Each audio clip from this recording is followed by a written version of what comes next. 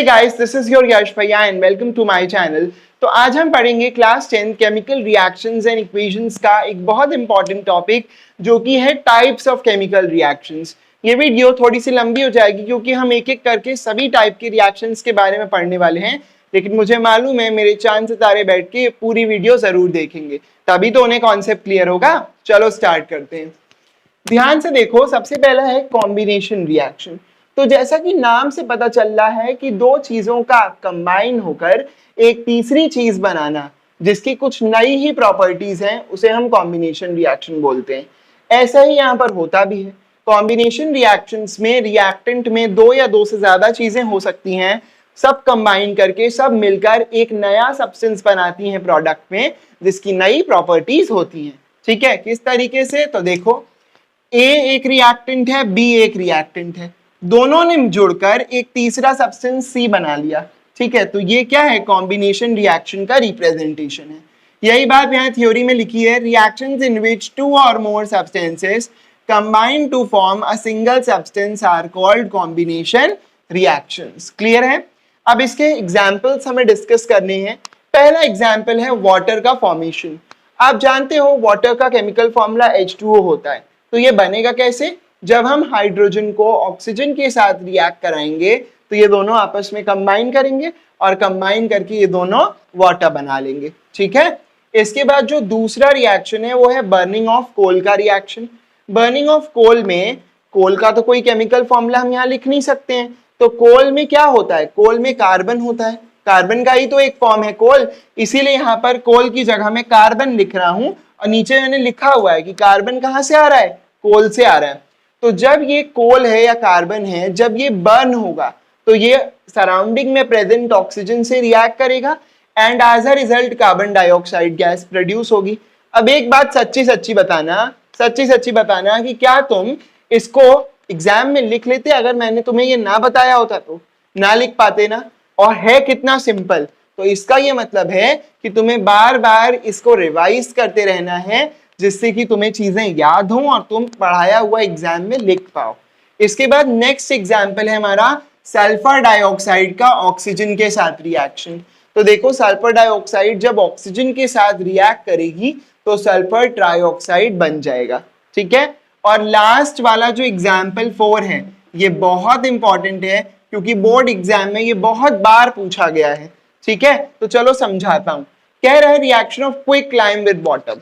तो सबसे पहली बात ये आती है कि क्विक लाइम कौन सी बला है? चलो देखते हैं। क्विक लाइम वो चूना है जो लोग अपने घरों के बाहर पुतवाते हैं। आपने देखा होगा ना, लोग घरों के बाहर व्हाइट वॉशिंग करवाते हैं, चूना पुतवाते हैं, ये वही चूना है। ठीक है, अब कंफ्यूज मत होना, ये वो चूना नहीं है जो तुम अपने टीचर्स को और अपने पेरेंट्स को लगा रहे हो, बोलते हो पढ़ रहा हूं और जाके रूम में बैठ के फोन चलाते हो। ये वो चूना नहीं है, ये वो चूना है जो घरों के बाहर पुतवाया जाता है। ठीक है, तो क्विक लाइम का केमिकल फॉर्मूला CaO होता है, कैल्शियम ऑक्साइड होता है। ये क्विक लाइम जब चूने में कन्वर्ट होता है या जब इसको वॉल्स पे अप्लाई किया जाता है तो इसमें वाटर मिक्स किया जाता है। तो जब इस चूने में हम वाटर मिक्स करेंगे तो ये दोनों आपस में रिएक्ट करके कैल्शियम हाइड्रोक्साइड या स्लेग लाइम बनाएंगे और यही स्लेग लाइम फिर वॉल्स पे लगा दिया जाएगा और साथ में हीट प्रोड्यूस होगी। तो यहाँ पर ये कॉम्बिनेशन रिएक्शन ही तो हो गया कि देखो, जो चूना है वो वाटर से रिएक्ट करके गीले घोल में बदल रहा है जिसको हम वॉल्स पर लगाएंगे और साथ में हीट प्रोड्यूस हो रही है ना। यही बात देखो ऊपर लिखी भी हुई है कि quick lime is used for white washing in our homes, it reacts with water to form slaked lime. Clear है? अब इसके बाद क्या होगा? जब हमने स्लेग लाइम लगा दिया वॉल्स पे, चूना पोत दिया दीवारों पे, तो धीरे धीरे यही स्लेग लाइम सराउंडिंग की कार्बन डाइऑक्साइड से रिएक्ट करके एक बहुत ही शाइनी, बहुत ही लस्ट्रस, बहुत ही चमकदार लेयर बनाएगा कैल्शियम कार्बोनेट की और साथ में वाटर प्रोड्यूस होगा। तुमने देखा होगा ना कि जब चूना हम पोत देते हैं दीवारों पे तो उसके थोड़ी देर बाद वो दीवारें एक अलग तरीके से ही शाइन करने लगती हैं। तो वो दीवारें शाइन क्यों करती हैं? वो दीवारें शाइन इसीलिए करती हैं क्योंकि जो तुमने चूना पोता है वो कार्बन डाइऑक्साइड से रिएक्ट करके शाइनी लेयर बना लेता है कैल्शियम कार्बोनेट की। यही वो शाइन है जो तुम्हें वॉल्स पर देखने को मिलती है। देखो लिखा है slaked lime then reacts with the carbon dioxide in the surrounding to form a shiny coating of calcium carbonate on the walls. Clear है? अब बात यह आती है कि क्वेश्चन कैसे आएगा, क्योंकि मेन तो क्वेश्चन है। तो देखो क्वेश्चन दो तरीके से आ सकता है। पहला तो आपसे ये पूछ सकता है कि कॉम्बिनेशन रिएक्शंस क्या होते हैं, एक दो एग्जाम्पल के साथ एक्सप्लेन करो। और जो क्वेश्चन यहाँ से बार बार आता है वो ऐसा आएगा कि कोई एक सब्सटेंस X है, वो वाटर से रिएक्ट करके कोई एक सब्सटेंस Y प्रोड्यूस कर रहा है और साथ में हीट प्रोड्यूस हो रही है। ये सब्सटेंस Y सराउंडिंग में प्रेजेंट कार्बन डाइऑक्साइड से रिएक्ट करता है और एक शाइनी कोटिंग प्रोड्यूस होती है Z की, ठीक है, और साथ में वाटर निकलता है। तो X, Y और Z क्या है? तो X हो जाएगा कैल्शियम ऑक्साइड, Y हो जाएगा कैल्शियम हाइड्रोक्साइड, Z हो जाएगा कैल्शियम कार्बोनेट। अब जिसने पढ़ रखा है वही इतना दिमाग लगाकर कर पाएगा, और जिसने बिल्कुल नहीं पढ़ा है, लास्ट डे पढ़ा है, रिवीजन नहीं हुआ है, उसके दिमाग में क्लिक ही नहीं करेगा कि कौन सा फॉर्मूला लिखना है। इसीलिए रिएक्शंस को अभी से धीरे धीरे याद करते जाइए। तो अब चलिए आगे बढ़ते हैं और डीकॉम्पोजिशन रिएक्शंस के बारे में जान लेते हैं। देखो कॉम्बिनेशन रिएक्शंस आप पढ़ चुके हो, और ये जो डीकॉम्पोजिशन रिएक्शंस हैं ये जस्ट उसके उल्टे हैं।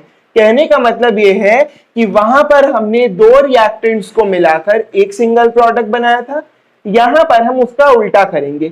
यहां पर हमारे पास रिएक्टेंट एक होगा और उसी को ब्रेक करके हम दो या दो से ज्यादा प्रोडक्ट्स बनाएंगे, कुछ इस तरीके से। यहां पर देखो हमारे पास रिएक्टेंट तो एक ही है A, लेकिन जब ये ब्रेक हो रहा है तो ये दो प्रोडक्ट्स B और C में बदल रहा है। तो ये क्या है? डीकॉम्पोजिशन रिएक्शंस है जिनमें एक रिएक्टेंट टूटकर दो या दो से ज्यादा प्रोडक्ट्स बना लेता है। देखो यही बात तो ऊपर नहीं लिखी हुई है। Those reactions in which a single substance breaks to form two or more simpler substances are called decomposition reactions.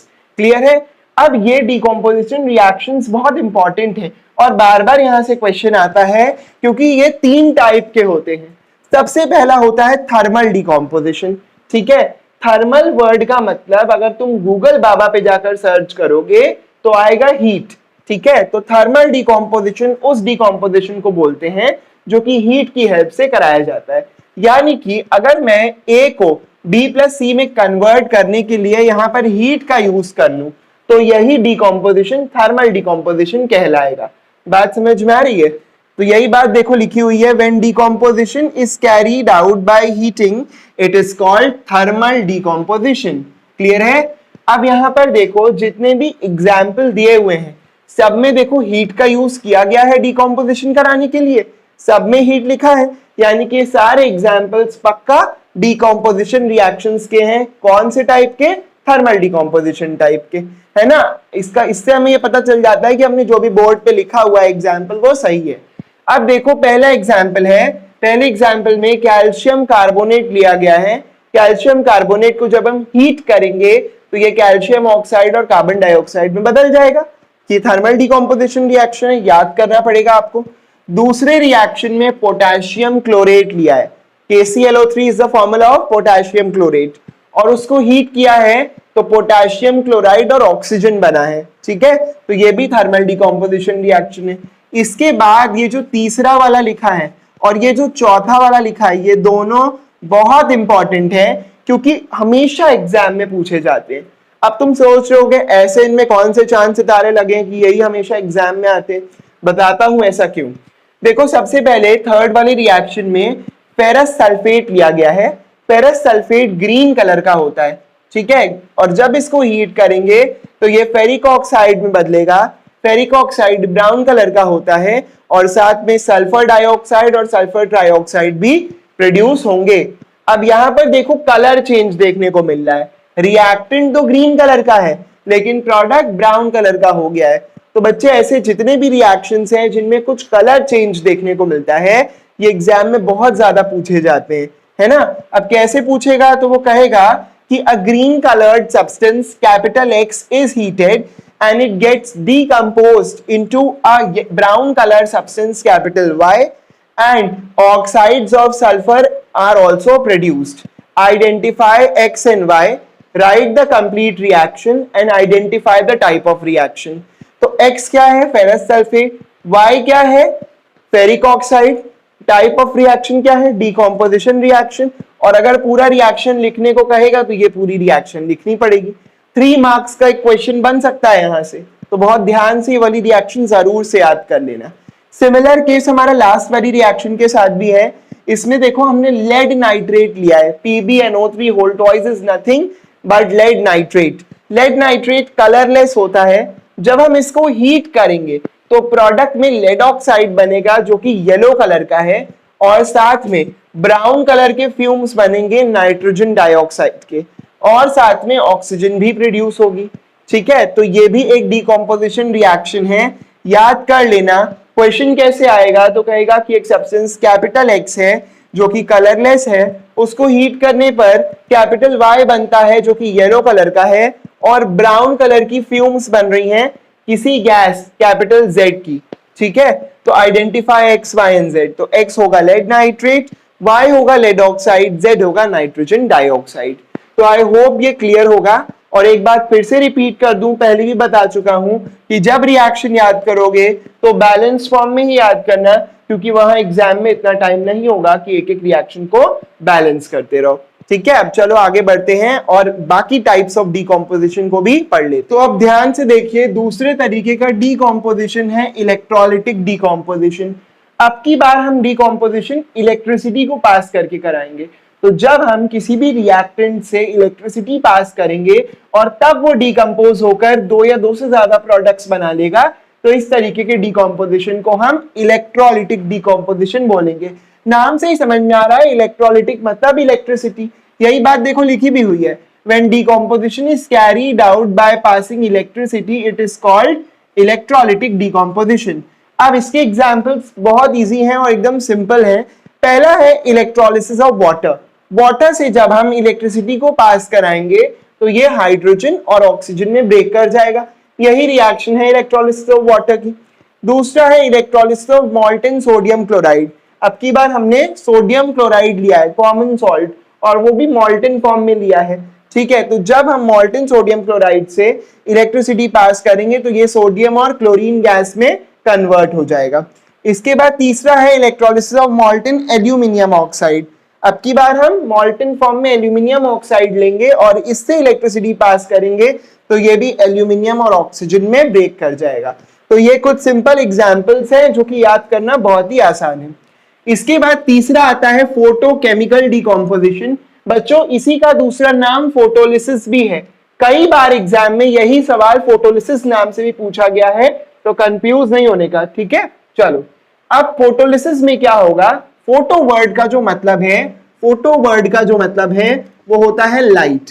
तो अब की बार हम डीकम्पोजिशन कैसे कराएंगे, लाइट एनर्जी को पास करा के कराएंगे। जब डीकम्पोजिशन लाइट एनर्जी की हेल्प से होगा, जब रिएक्टेंट लाइट एनर्जी की हेल्प से टूटकर दो या दो से ज्यादा प्रोडक्ट्स बनाएगा, तो इसे हम फोटोकेमिकल डीकम्पोजिशन कहेंगे। यही बात तो नहीं लिखी हुई है, when decomposition is carried out by supplying light energy it is called photochemical decomposition। ठीक है, अब इसके एग्जांपल्स भी बहुत इंटरेस्टिंग है। पहला है 2AgCl। AgCl क्या होगा, Ag मतलब सिल्वर और Cl मतलब क्लोराइड, तो ये है सिल्वर क्लोराइड। तो यहाँ पर हमने सिल्वर क्लोराइड लिया है और उससे लाइट पास करेंगे, लाइट एनर्जी पास करेंगे, तो ये टूट जाएगा सिल्वर और क्लोरीन में। अब ये इंपॉर्टेंट क्यों है, क्योंकि याद रखो सिल्वर क्लोराइड का कलर व्हाइट होता है, वहीं सिल्वर ग्रेइश व्हाइट कलर का है और क्लोरीन गैस येलोइश ग्रीन होगी। ठीक है, तो यहाँ कलर चेंज वाला रिएक्शन है, तो ये भी बहुत इंपॉर्टेंट है। XY करके कोई भी क्वेश्चन यहाँ से आ सकता है। दूसरा रिएक्शन भी मिलता जुलता है। अब की बार हमने AgBr लिया है, सिल्वर ब्रोमाइड। ये क्या है, सिल्वर ब्रोमाइड है।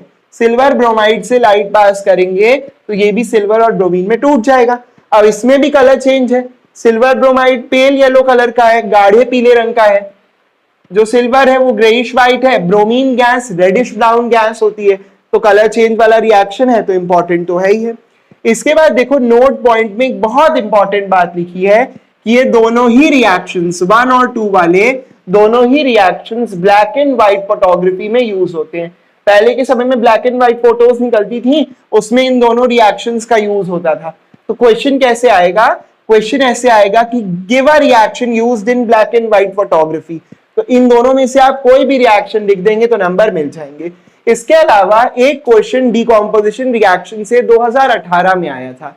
वो क्वेश्चन था कि डीकम्पोजिशन रिएक्शंस हम तीनों तरीके से करा सकते हैं, हीट पास करके, लाइट पास करके, इलेक्ट्रिसिटी पास करके।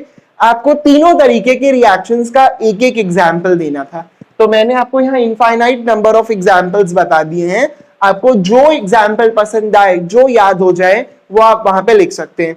अब वैसे जो क्या याद हो जाए, याद तो तुम्हें सारे ही करने पड़ेंगे, क्योंकि तुम्हें क्या मालूम, हो सकता है कोई भी रिएक्शन एग्जाम में आ जाए। तो लग जाओ अभी से काम पे। अब आगे बढ़ते हैं और डिस्प्लेसमेंट रिएक्शंस को समझते हैं। अब यहाँ पर हम लोग को डिस्प्लेसमेंट रिएक्शंस पढ़ने से पहले एक छोटा सा कॉन्सेप्ट और पढ़ना है, जो कि है रिएक्टिविटी सीरीज। क्योंकि रिएक्टिविटी सीरीज को पढ़े बिना हम डिस्प्लेसमेंट रिएक्शंस को अच्छे से नहीं समझ पाएंगे। तो देखो ध्यान से, रिएक्टिविटी सीरीज क्या है। रिएक्टिविटी सीरीज मेटल्स का अरेंजमेंट होता है डिक्रीजिंग ऑर्डर ऑफ रिएक्टिविटी में। जब हम मेटल्स को अरेंज कर देते हैं इस तरीके से कि जब हम ऊपर से नीचे आए तो मेटल्स की रिएक्टिविटी डिक्रीज हो, तो इसे हम रिएक्टिविटी सीरीज बोलते हैं। ठीक है, तो यहाँ पर देखो मेटल्स लिखे हुए हैं, potassium, sodium, calcium, magnesium, aluminium, zinc, iron, nickel, tin, lead, hydrogen, copper, mercury, silver, gold. ठीक है, इस तरीके से मेटल्स लिखे हुए हैं। अब ये रिएक्टिविटी सीरीज याद कर लेना, और ये भी याद रखो कि जैसे जैसे मैं ऊपर से नीचे आ रहा हूं, वैसे वैसे जो रिएक्टिविटी है वो डिक्रीज हो रही है। यानी कि मैग्नीशियम की जो रिएक्टिविटी है वो पोटेशियम की रिएक्टिविटी से कम होगी। इसी तरीके से सिल्वर की जो रिएक्टिविटी है वो मर्करी की रिएक्टिविटी से कम होगी। बात समझ में आ रहा है? अब इसको हम कैसे अप्लाई करेंगे इन रिएक्शंस में, ये भी बताऊंगा, लेकिन पहले अब डिस्प्लेसमेंट रिएक्शंस को पढ़ लेते हैं। तो डिस्प्लेसमेंट वर्ड का क्या मतलब है? अगर एक चीज दूसरे को डिस्प्लेस कर रही है तो इससे क्या समझते हो? एक चीज दूसरी चीज की जगह ले रही है, उसी को तो डिस्प्लेस करना बोलते हैं। तो ऐसे रिएक्शंस जहां पर एक एलिमेंट जाकर किसी दूसरे एलिमेंट की जगह ले लेता है, उसकी जगह जम के बैठ जाता है, ऐसे रिएक्शंस को हम डिस्प्लेसमेंट रिएक्शंस बोलते हैं। ठीक है, और सरल शब्दों में कहें तो ऐसे रिएक्शन जहां एक एलिमेंट दूसरे एलिमेंट को डिस्प्लेस कर देता है उसे हम डिस्प्लेसमेंट रिएक्शन बोलते हैं। ठीक है, यही बात देखो लिखी भी हुई है, reactions in which a more reactive element displaces a less reactive element from its compound are called displacement reactions। अब बात को समझो, यहां पर एक ज्यादा रिएक्टिव एलिमेंट ही एक कम रिएक्टिव एलिमेंट को डिस्प्लेस करेगा। इसका मतलब मान लो ये मैं हूं और ये मान लो तुम हो। अब मैं तुमको तुम्हारे फोन से तो निकाल नहीं सकता खींचकर, इसीलिए मैंने मान लिया कि ये मार्कर तुम हो। अब अगर तुम्हें मुझे डिस्प्लेस करना है, तुम्हें मेरी जगह लेनी है, तो तुम्हें मुझसे ज्यादा ताकतवर होना पड़ेगा ना, तभी तो तुम आओगे, मुझे धक्का दोगे और मेरी जगह ले लोगे। तो हमेशा याद रखो, जो ज्यादा रिएक्टिव है, जिसके पास ज्यादा पावर है, वही कम रिएक्टिव की जगह ले सकता है, कम रिएक्टिव को डिस्प्लेस कर सकता है। ठीक है, अब जैसे जैसे हम ये रिएक्शंस करेंगे, हम इस रिएक्टिविटी सीरीज का यूज करेंगे और देखेंगे कि हमारा आंसर क्या आ रहा है। ठीक है, तो सबसे पहला रिएक्शन है जिंक का कॉपर सल्फेट के साथ। अब आ जाओ रिएक्टिविटी सीरीज पर, ये है जिंक और ये है कॉपर। तो तुम ही मुझे बताओ, जो जिंक है वो कॉपर से ज्यादा रिएक्टिव है, कॉपर के ऊपर आ रहा है, यानी कि जिंक के पास इतनी कैपेबिलिटी है कि वो कॉपर की जगह ले सकता है, कॉपर को डिस्प्लेस कर सकता है। तो ये जिंक जाएगा और कॉपर की जगह ले लेगा। As a result zinc sulphate बनेगा और ये जो कॉपर अलग हुआ है ये सेपरेट हो जाएगा कुछ इस तरीके से। ठीक है, अब आगे देखो, दूसरा रिएक्शन है Ag का MgSO4 के साथ। अब ये कहोगे Ag क्या है, तो Ag सिल्वर है और MgSO4 मैग्नीशियम सल्फेट है। तो यहां पर देखो सिल्वर नीचे आ रहा है और मैग्नीशियम यहां आ रहा है, ये मैग्नीशियम है, ये सिल्वर है। क्या सिल्वर की इतनी कैपेबिलिटी है कि वो जाकर मैग्नीशियम की जगह ले ले? नहीं है, क्योंकि सिल्वर मैग्नीशियम से कम रिएक्टिव है, तो ये सिल्वर मैग्नीशियम की जगह नहीं ले पाएगा। एज अ रिजल्ट इस केस में कोई रिएक्शन नहीं होगा, ये नो रिएक्शन का केस है। ठीक है, इसके बाद थर्ड वाला देखो, कॉपर का एल्यूमिनियम क्लोराइड के साथ रिएक्शन। तो कॉपर कहाँ है, ये है, और एल्यूमिनियम हमारा ये है। ठीक है, तो अब मुझे ये बताओ, कॉपर जो है एल्यूमिनियम से कम रिएक्टिव है, तो क्या कॉपर जाकर एल्यूमिनियम की जगह ले पाएगा? नहीं ले पाएगा, उसकी कैपेबिलिटी ही नहीं है। तो ये कॉपर भी जाकर इस एल्यूमिनियम की जगह नहीं ले पाएगा। एज अ रिजल्ट यहां पर भी कोई रिएक्शन नहीं होगी, नो रिएक्शन का केस है। इसके बाद अगला है आयरन का रिएक्शन हाइड्रोक्लोरिक एसिड के साथ। तो ये मुझे बताओ, यहां आयरन है और यहां हाइड्रोजन है। अब मेरी रिएक्टिविटी सीरीज में आयरन ये है और हाइड्रोजन ये आ रहा है। अब तुम ही मुझे बताओ, आयरन तो ज्यादा रिएक्टिव है ना हाइड्रोजन से, तो ये आयरन जाके आराम से हाइड्रोजन की जगह ले सकता है। एज अ रिजल्ट ये आयरन जाएगा, हाइड्रोजन की जगह ले लेगा, क्या बनेगा, FeCl2 बनेगा, और जो हाइड्रोजन अलग होगी वो सेपरेट हो जाएगी H2 के फॉर्म में। ठीक है, चलो अगला देख लेते हैं, कॉपर का जिंक सल्फेट के साथ रिएक्शन।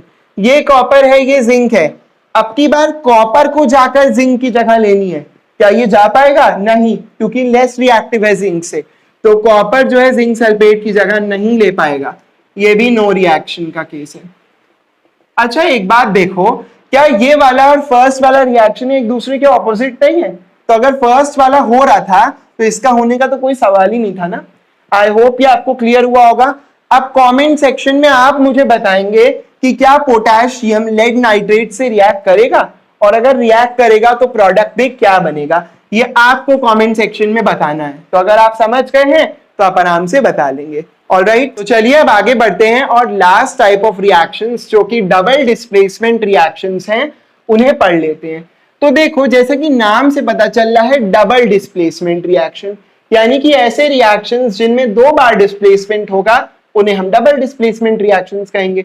एग्जाम्पल से समझते हैं, जैसे सबसे पहले यहाँ पर सोडियम हाइड्रोक्साइड लिया है और उसकी रिएक्शन हाइड्रोक्लोरिक एसिड से कराई है, तो सोडियम क्लोराइड बन रहा है और वाटर बन रहा है। लेकिन ये रिएक्शन हो कैसे रही है? देखो सबसे पहले ये सोडियम जाएगा और इस हाइड्रोजन की जगह ले लेगा, ऐसा करने पर NaCl बनेगा, और ये हाइड्रोजन जो यहाँ से फ्री हुआ ये वापस आकर Na की जगह ले लेगा, तो एज अ रिजल्ट यहाँ पर HOH बनेगा।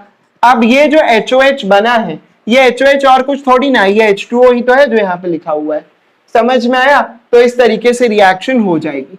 लेकिन ये तो इन रिएक्शंस को समझने का एक तरीका है।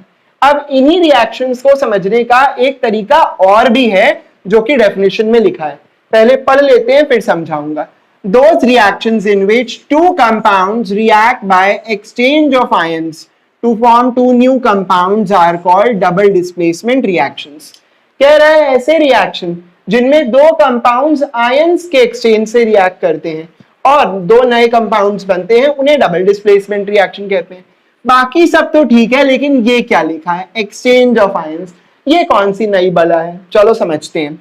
देखो यहाँ पर जो NaOH है ये 2 आयन से मिलकर बना हुआ है, Na+ का और OH- का आयन। ठीक है, जो HCl है ये भी 2 आयन से मिलकर बना है, H+ और Cl-।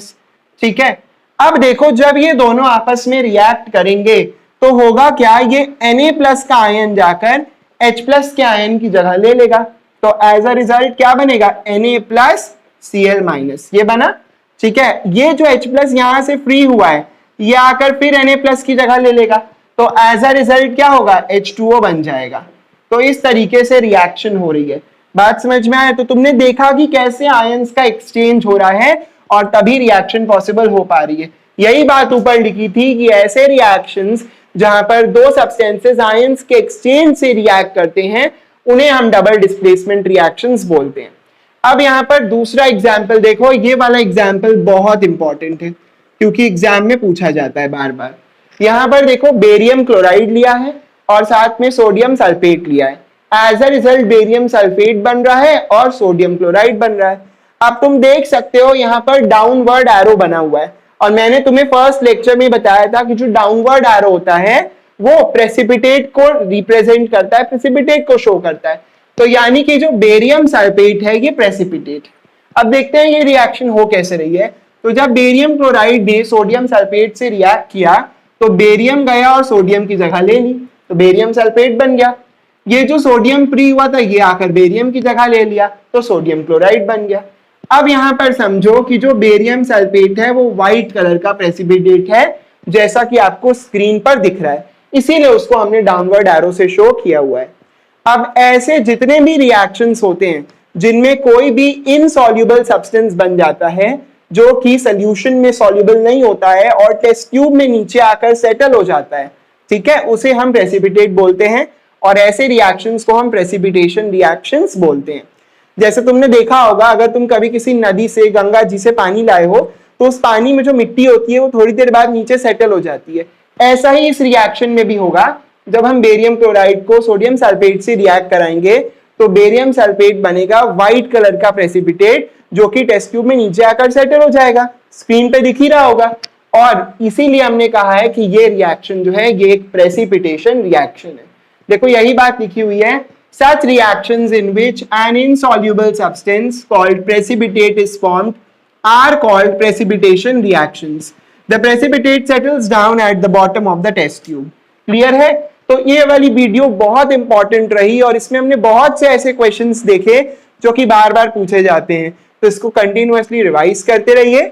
मिलते हैं नेक्स्ट वीडियो में। कोई भी प्रॉब्लम हो तो कमेंट्स में पूछ सकते हैं।